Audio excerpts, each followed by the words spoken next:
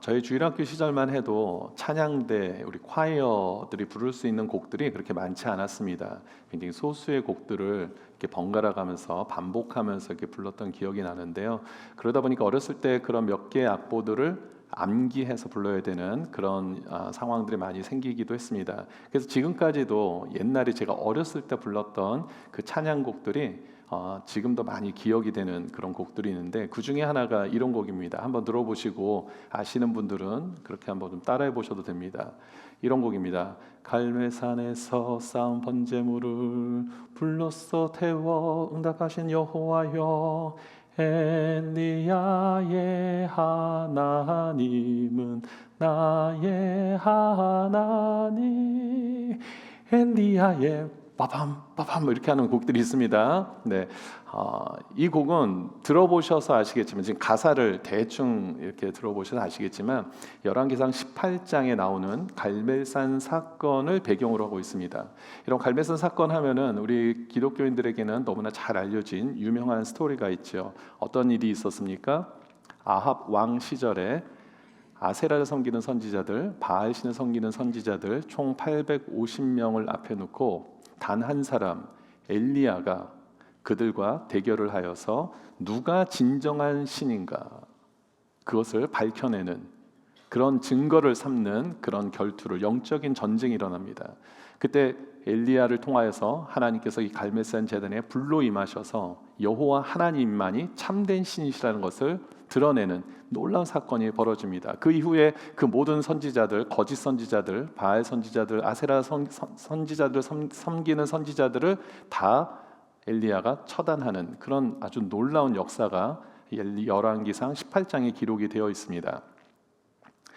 자, 그래서 저는 어렸을 때부터 신앙 그 성경에 나오는 인물 중에서 가장 위대한 인물을 만약에 뽑으라 그런다고 한다면 저는 엘리야를 뽑는데 서슴지 않았습니다. 그래서 엘리야를 굉장한 영적인 거장, 엘리야 같은 사람이 되면 좋겠다, 이런 마음을 굉장히 많이 가지면서 어렸을 때 신앙생활을 했던 기억이 납니다.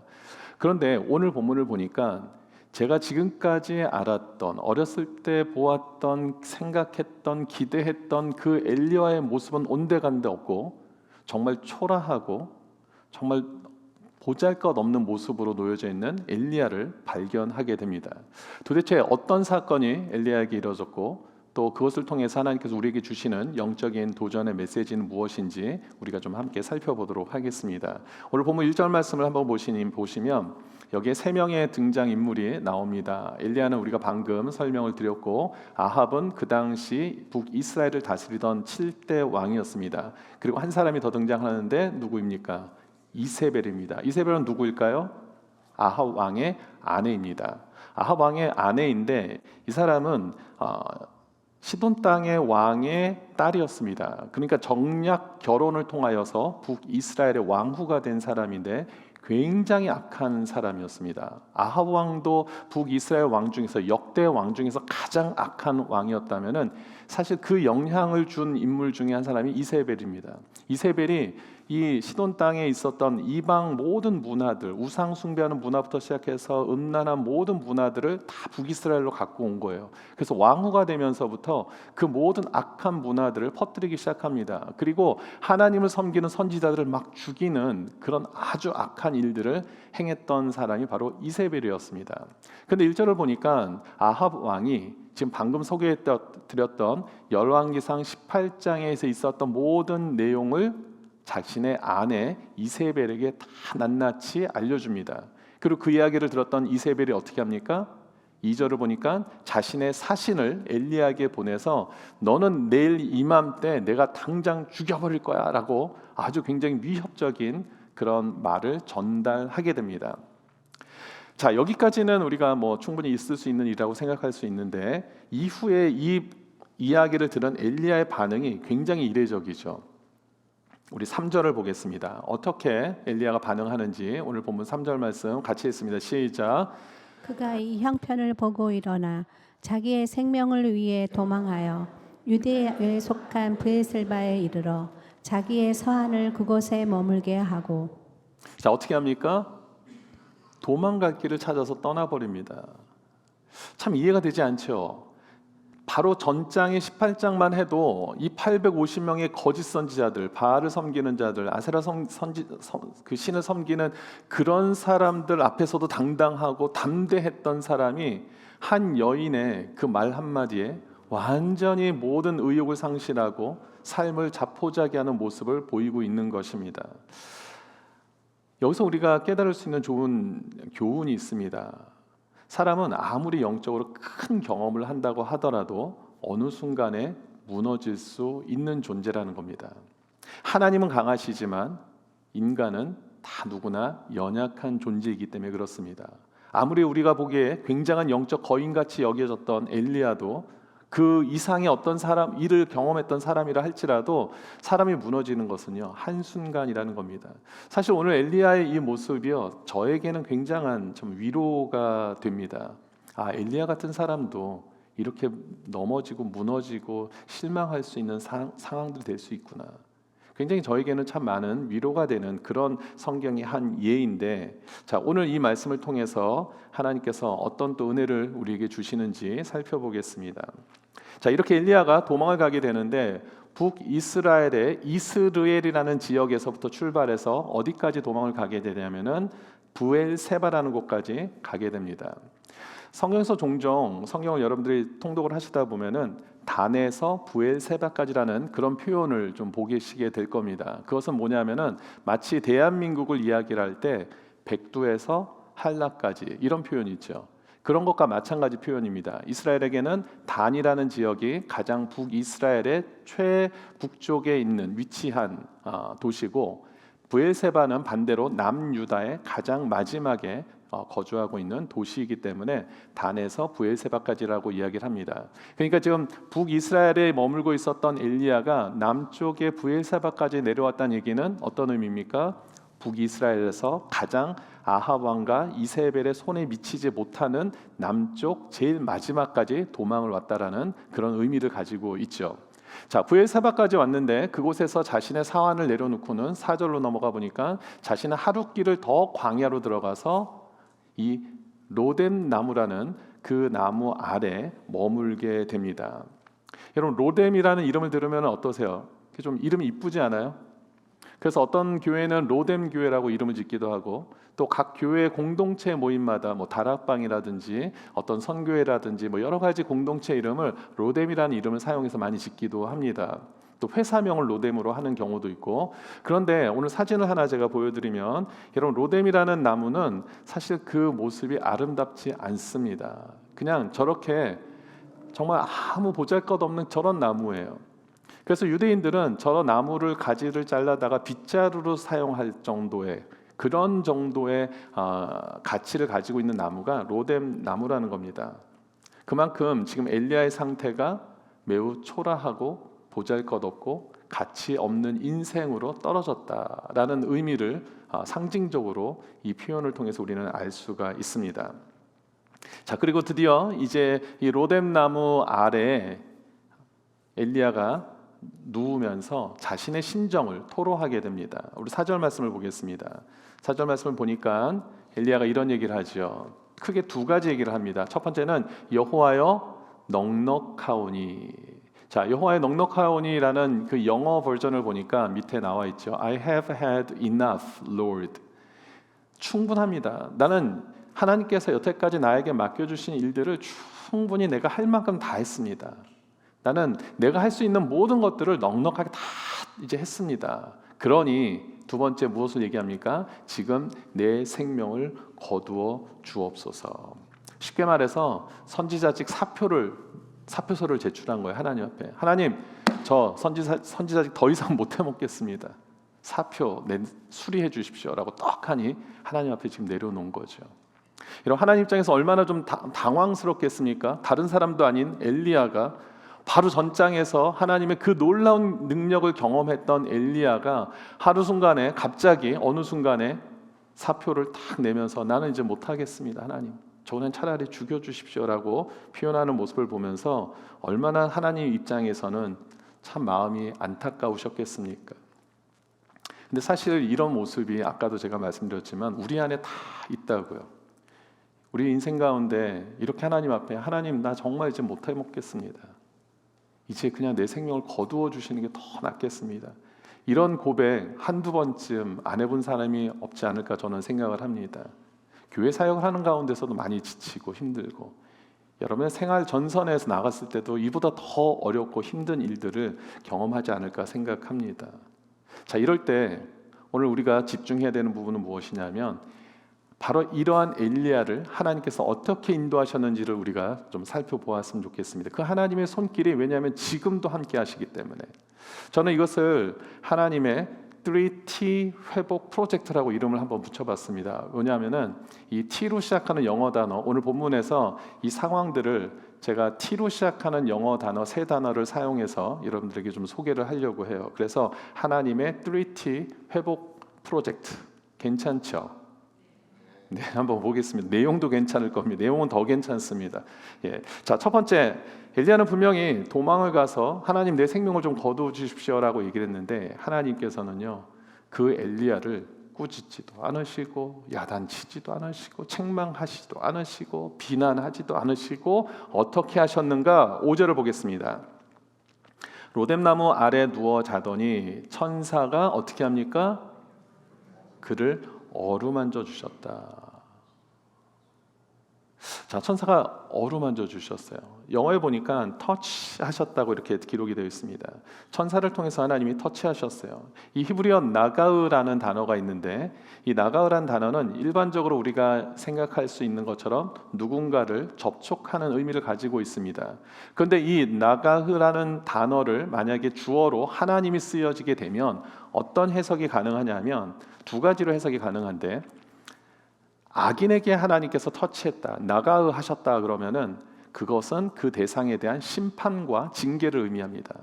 그런데 만약에 나가으라는 이 하나님의 터치하셨다는 의미가 하나님의 선민, 백성들을 대상으로 터치하셨다라고 하면은 어떤 의미가 되냐면 하나님의 위로, 긍휼, 하나님의 능력이, 권위가 그들에게 임하시는 것을 의미합니다.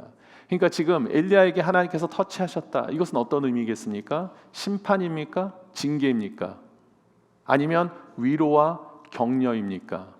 위로와 격려죠. 그리고 하나님의 힘을 엘리야에게 부어주는 지금 그런 장면을 우리에게 소개하고 있습니다. 그렇습니다. 하나님은 지치고 힘들고 어려워하고 있는 이 엘리야를 묻지도 따지지도 않으시고 그냥 안아주신 거예요. 어루 안아주신 겁니다. 어렸을 때 애들이 뛰어다니는 상황이 좀 생길 때가 있죠. 저도 주위에서 이렇게 보면은 아이들이 막 뛰어다녀요. 근데 이렇게 넘어져서 무릎팍을 다칩니다. 막 피가 나요. 그러면 어떤 부모들은 이렇게 하는 부모들이 보니까 있어요. 그럴 줄 알았다 너. 엄마 말 안 듣더니 거봐. 너 이게 지금 뭐 하는 거야? 막 혼내는 부모들이 있죠. 막 애는 더 울어요. 울지 마. 뭘 잘했다고 울어. 막 그러면서 막 혼을 내요 더. 근데 어떤 부모들은 아파, 일로 와, 엄마한테 와, 아빠한테 와 하면서 안아주는 부모가 있습니다. 어느 부모가 위로가 되겠습니까? 후자죠. 막 넘어져서 아파서 나도 막 힘들어 죽겠는데 막 엄마 아빠가 그래서 뛰지 말라 그랬잖아. 너가 이렇게 아파 봐야지 정신을 차리지. 이런 부모들이 있어요. 우리 교회 말고 주위에 보면 그런 부모들이 있습니다. 누가 위로가 되겠습니까? 그냥 묻지도 않고 따지지도 않고 그냥 안아주는 부모가 위로가 되겠죠. 여러분, 우리 하나님은 정말 위로의 하나님이신 줄 믿습니다. 조용히 다가와 주셔서 터치해 주시는 거예요. 고린도후서 1장 3절과 4절 말씀을 한번 보면은 찬송하리로다 그는 우리 주 예수 그리스도의 하나님이시요 자비의 아버지시요 모든 위로의 하나님이십니다. 하나님만이 우리의 진정 위로자가 되실 수 있습니다. 그 다음 4절 이어지는 구절도 보니까 같이 읽습니다. 시작. 우리의 모든 환난 중에서 우리를 위로하사 우리로 하여금 하나님께 받는 위로로서 모든 환난 중에 있는 자들을 능히 위로하게 하시는 이시로다. 아멘. 오늘 하나님의 어루만져 주시는 이 터치의 은혜가 우리 모든 성도님들에게 임하시기를 주님의 이름으로 축원드립니다. 두 번째 하나님의 회복 프로젝트, 두 번째 세컨티는 바로 테이블, 상을 차려주시는 겁니다.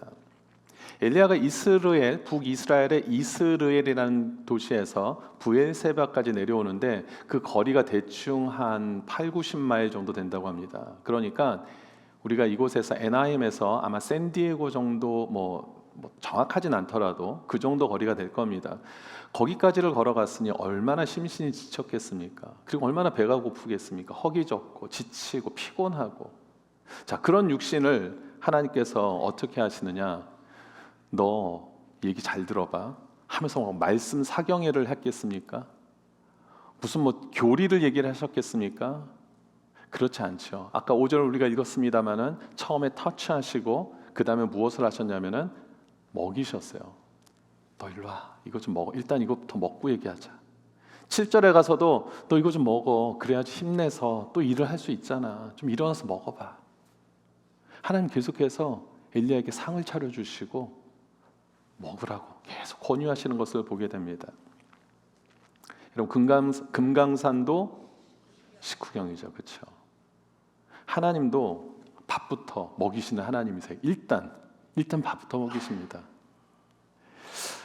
이것이 우리에게 주시는 굉장한 영적인 의미가 있습니다. 그리고 우리의 삶에 정말 좋은 적용점이라고 저는 생각합니다. 하나님은 어떤 상황 속에서 우리를 위로하신다고 막 징계와 비난을 하기 이전에 이렇게 우리를 먹이시고 보살피시는 하나님이시라는 것을 오늘 말씀을 통해서 우리에게 소개하고 있는 것이죠. 우리 이것을 우리 삶에서 적용을 하면 우리 교회 안에서도 그럴 수가 있죠. 어떤 분들이 많이 힘들고 어려운 상황이 펼쳐졌습니다. 여러분 어떻게 하시겠습니까? 어떤 분들은 막 굳이 막 연락까지 해가지고 내가 기도해 보니까 당신 기도 안 해서 그래. 요즘 자기 기도 안 하더라. 그래서 내가 속으로 걱정해서 그럴 줄 알았어. 뭐 이거 위로됩니까? 혹은 막 좋은 목사님 설교를 막 계속 보내는 거야. 이거 들어봐. 지금 그거 들을 수 있는 정신이 아니에요. 힘들고 어려우면요 다 내려놓고 싶습니다. 물론 좋은 뜻인지는 알겠지만 위로랍시고 자꾸만 뭐 말씀을 자꾸만 계속 얘기를 하는 것도 때로는 힘듭니다. 또 때로는 어떤 분들은 이럴 수도 있죠. 나도 경험해 봤는데 이거 금방 지나가. 이거 그렇게 죽을 거 아니야. 이거 위로됩니까? 안 된다고요. 그런데 보면은 교회 안에서 이렇게 위로를 하려고 하는 분들이 너무나 많은 겁니다. 난 힘들고 아파서 정말 힘들어 죽겠는데 이런 걸로 위로를 한다고 한다면 정말 더 위로가 안 되고 상처가 되겠죠.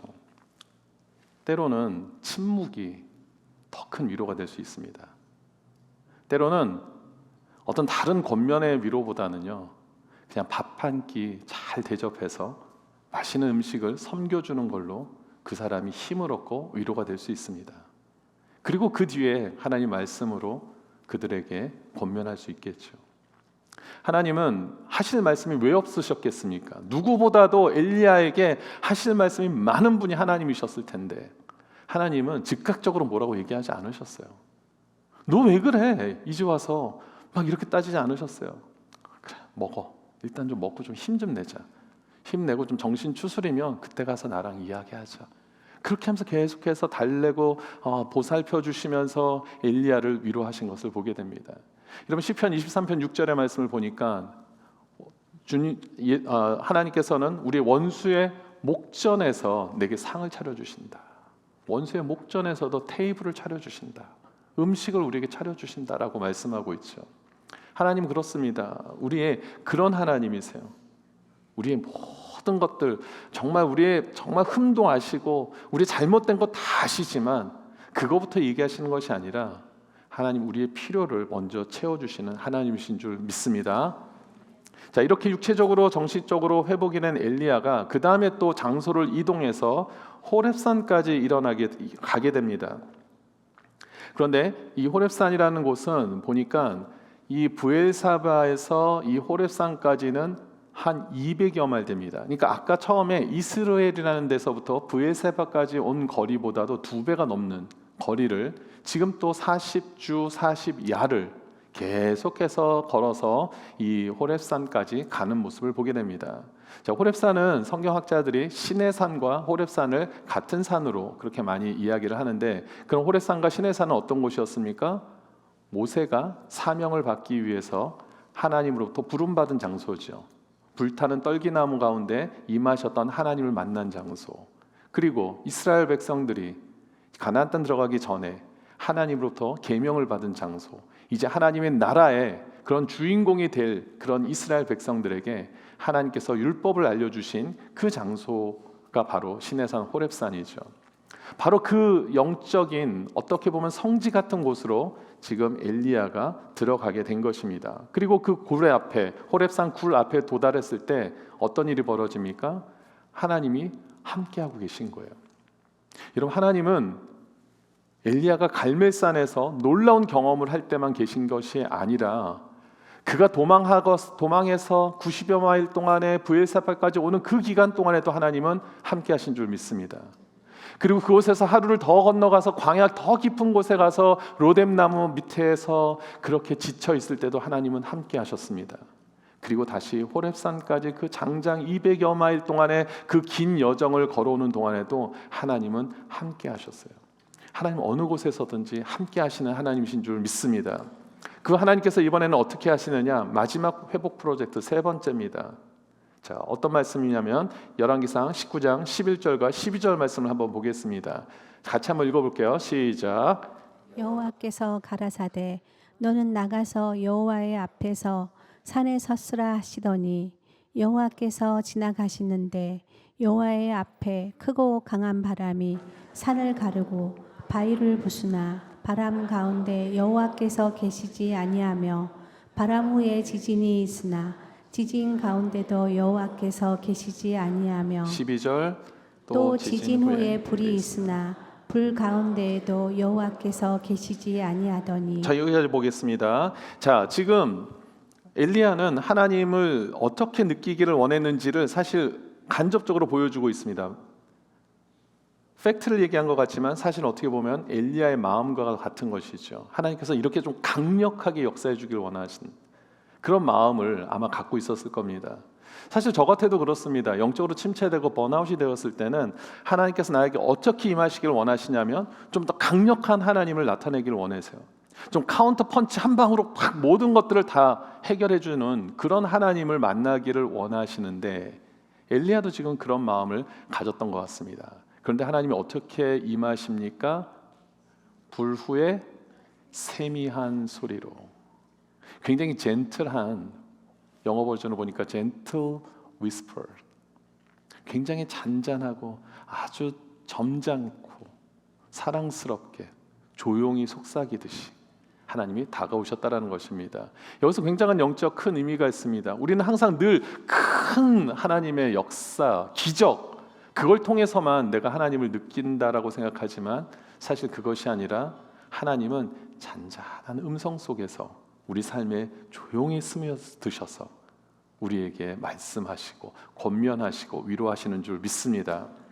자, 사실 이렇게 하나님께서 잔잔한 음성으로 무엇을 말씀하셨는가, 이게 참 중요한데요. 오늘 19장 9절 말씀을 한번 보면은 엘리야가 그곳 굴에 들어가 거기서 머물더니 여호와의 말씀이 그에게 임하여 이르시되 엘리야야, 뭐라고 말씀하십니까? 네가 어찌하여 여기 있느냐. 여러분, 이 질문은 하나님이 궁금해서 질문을 하는 것일까요? 하나님께서 도무지 엘리야의 마음을 모르기 때문에 질문을 하신 걸까요?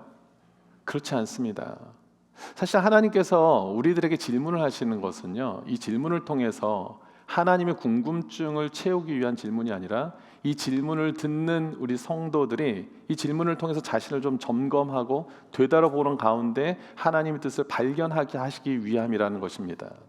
무슨 말이냐면, 여러분 창세기 보면은 아담이 죄를 짓고 하나님 낯을 피하여서 또 숨습니다. 그때 하나님 뭐라고 말씀하십니까? 아담아, 얘가 어디 있느냐? 하나님께서 아담이 어디 숨었는지 모르셔서 물어보십니까? 아니죠. 가인이 질투심으로 인하여 동생 아벨을 죽입니다. 그랬을 때 하나님께서 가인에게 뭐라고 물어보십니까? 네 동생 아벨은 어디 있느냐? 아벨이 죽었는지 몰라서 하나님께서 가인에게 그것을 물어보시는 겁니까? 아닙니다. 하나님께서 우리에게 질문을 하실 때는요, 이 질문은 하나님을 위한 질문이 아니에요.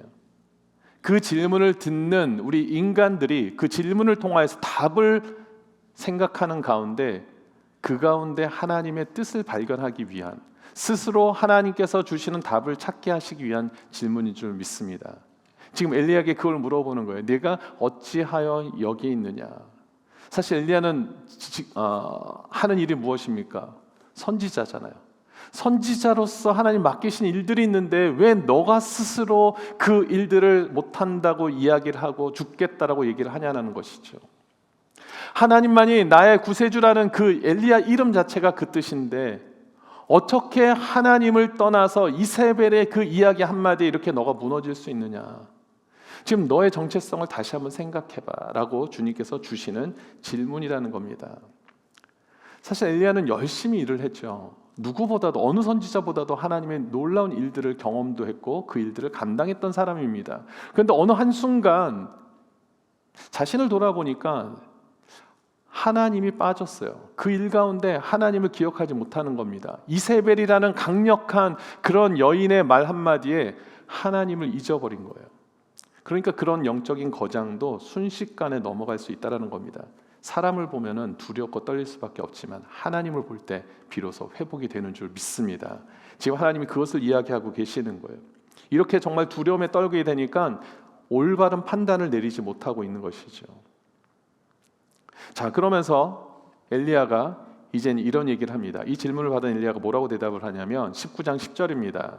엘리야가 대답하되 내가 만군의 하나님 여호와께 열심히 유별하오니. 그렇죠. 정말 열심히 유별했던 사람입니다. 예전 개역 한글 버전에 보면 열심히 특심이었다 이렇게 표현을 할 정도로 대단한 열심을 가진 사람이 맞습니다.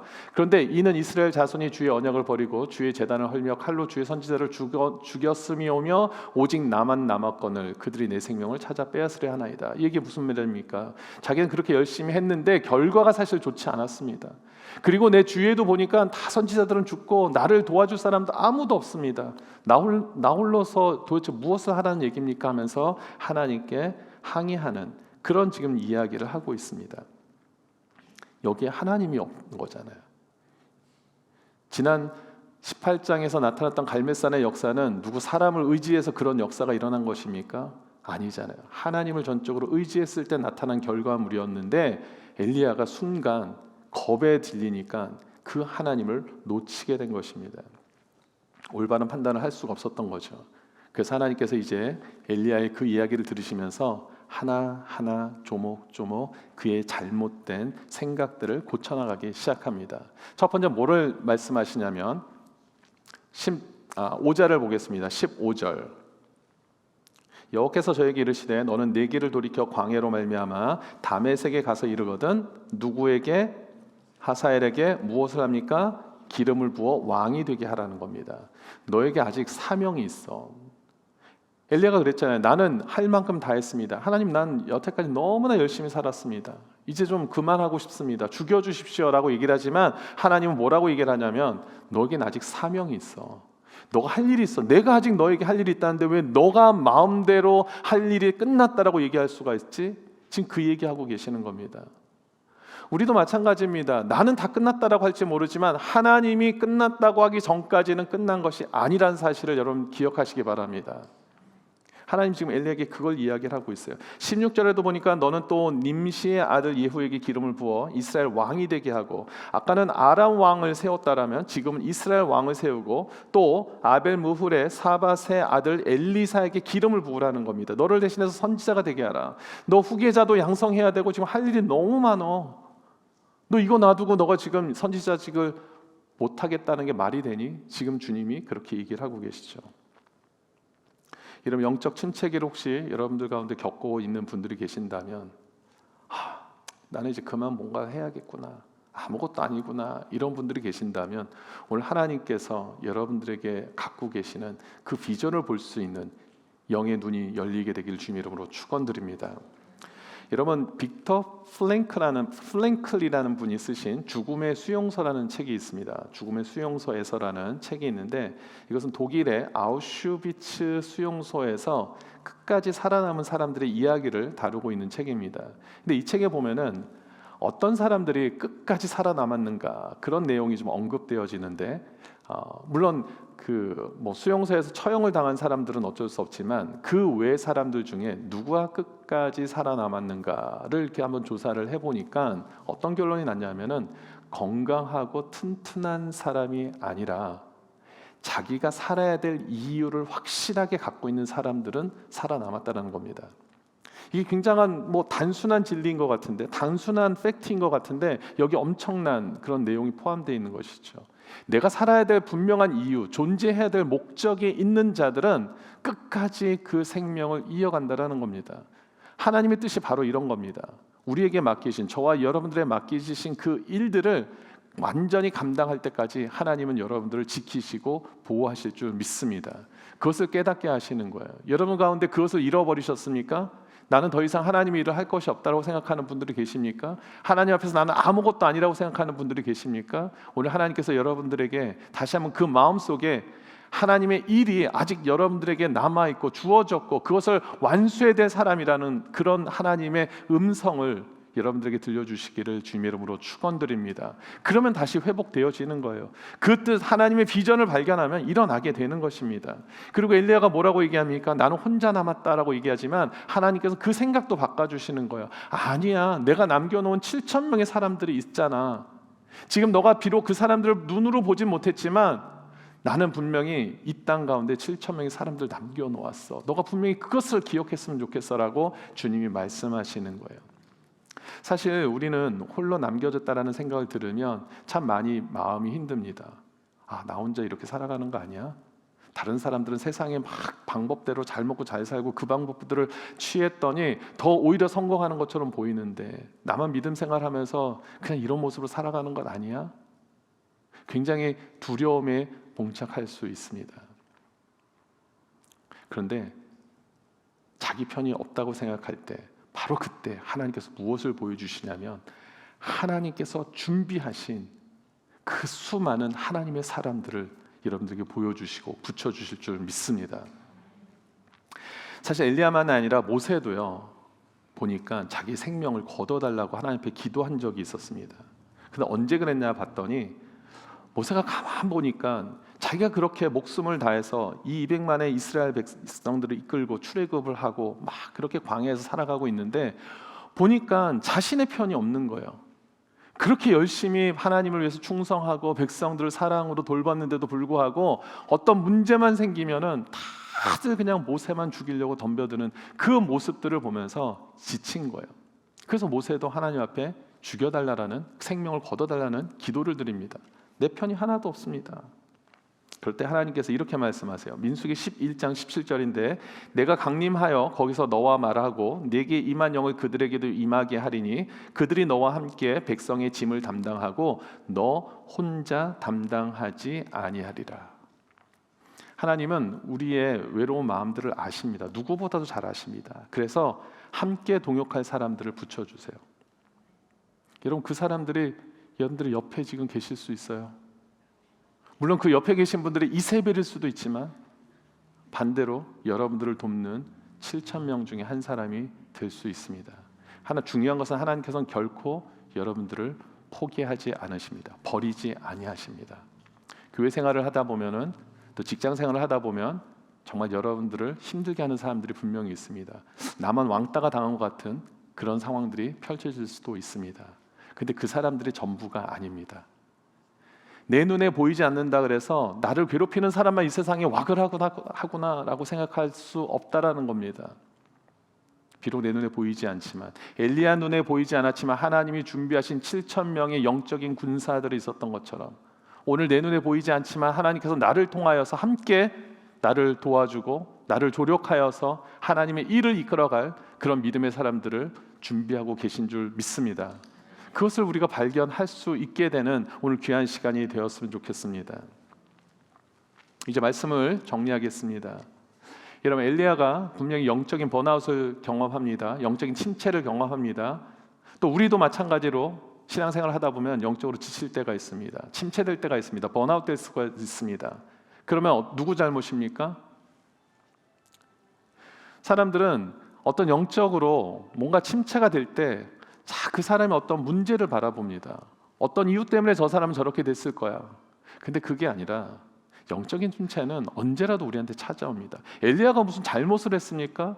누구보다도 정말 하나님의 일을 열심히 했던 사람이 돼. 그래도 한순간에 영적인 침체가 찾아올 수 있다라는 겁니다. 중요한 것은 뭐냐면은 이런 영적 침체 시간에서도 하나님은 우리를 포기하지 않으신다라는 거예요. 영적 침체는 어떤 면에서는 여러분들이 더 열심히 일을 하기 때문에 찾아오는 그런 하나의 영적인 도전이기도 합니다. 일 안 하는 사람은 침체도 안 당합니다. 정말 그렇습니다. 교회에서 일 안 하는 사람한테 영적 번아웃이 있다는 얘기를 제가 한 번도 들어본 적이 없어요. 영적 번아웃이 있다, 침체가 있다는 분들을 보면은 열심히 나름대로 하려고 하는 분들이 그런 얘기들을 하세요. 물론 그분들의 어떤 죄나 잘못에 대한 부분들이 아닙니다. 하지만 점검해야 될 부분은 있습니다. 내가 과연 하나님을 위한 열심이었는가? 아까 엘리야가 그러잖아요. 나는 열심히 특심이었습니다. 근데 그것이 정말 누구를 위한 것이었는가? 하나님을 위한다라고는 하지만 내가 그 결과까지도 나의 것으로 삼으려고 하는 그런 모습이 있지는 않는가? 그것을 우리가 살펴봐야 된다는 것입니다. 그래서 영적 침체와 영적 번아웃 상황 속에서도 우리는 우리 자신을 탓할 것이 아니라 그 가운데서 하나님의 인도하심을 우리가 바라볼 수 있는 그런 은혜가 있게 되기를 주님으로 축원합니다. 하나님은 한 번도 여러분들을 떠나신 적이 없으세요. 엘리야를 떠나지 않으셨던 하나님께서 여러분들의 삶에서도 함께 하시는 줄 믿습니다. 한국에서도 함께 하셨던 하나님, 이 캘리포니아에서도 여러분들과 함께 하실 줄 믿습니다.